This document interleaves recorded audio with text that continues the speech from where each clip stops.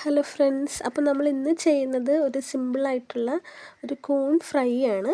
അപ്പോൾ നമുക്ക് കുറച്ച് കൂൺ കിട്ടിയിട്ടുണ്ട്. അത് ഞാൻ നന്നായിട്ട് കഴുകി ഒരു പ്ലേറ്റിലേക്ക് മാറ്റി വെച്ചിട്ടുണ്ട്. അപ്പോൾ ഇത് ഫ്രൈ ചെയ്യാൻ ഇതിലേക്ക് നമുക്ക് ആവശ്യമായിട്ടുള്ള കാര്യങ്ങൾ കുറച്ച് ഇഞ്ചി ചതച്ചത്, അതിൻ്റെ കൂടെ കുറച്ച് മഞ്ഞൾപ്പൊടി ഇടുന്നുണ്ട്, പിന്നെ കുറച്ച് ആവശ്യത്തിനുള്ള മുളക് പൊടി, ഒരു ചെറിയ ടീസ്പൂണാണ് മുളക് പൊടി ഇട്ടു. പിന്നെ കുറച്ച് ഉപ്പും കൂടി ഇട്ടിട്ട് ഇത് നമ്മൾ നന്നായിട്ടൊന്ന് മിക്സ് ചെയ്തെടുക്കുക കേട്ടോ.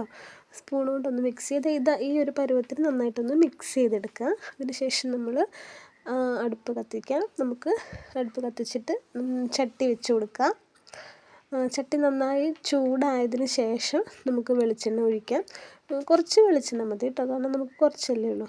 അപ്പോൾ നന്നായിട്ട് എണ്ണ ചൂടായതിന് ശേഷം ഒരു സ്പൂൺ കൊണ്ട് നമുക്ക് ഈ കൂണ് കുറേശ്ശെയായിട്ട് നമുക്കതിലേക്ക് ഇട്ട് കൊടുക്കാം കേട്ടോ. വളരെ കുറച്ചേ ഉള്ളൂ. അപ്പോൾ അത് മുഴുവനും നമ്മൾ ഇട്ടതിന് ശേഷം ജസ്റ്റ് ഒന്ന് ഇളക്കി കൊടുക്കുക. നന്നായിട്ടൊന്ന് ഫ്രൈ ആകുന്നവരെ നമുക്കൊന്ന് വെയിറ്റ് ചെയ്യാം കേട്ടോ. ഏകദേശം ഒരുവിധമൊക്കെ ഒന്ന് ഫ്രൈ ആകുമ്പോൾ നമുക്ക് സ്പൂൺ കൊണ്ട് തന്നെ ഇളക്കി ഇട്ട് കൊടുക്കാം.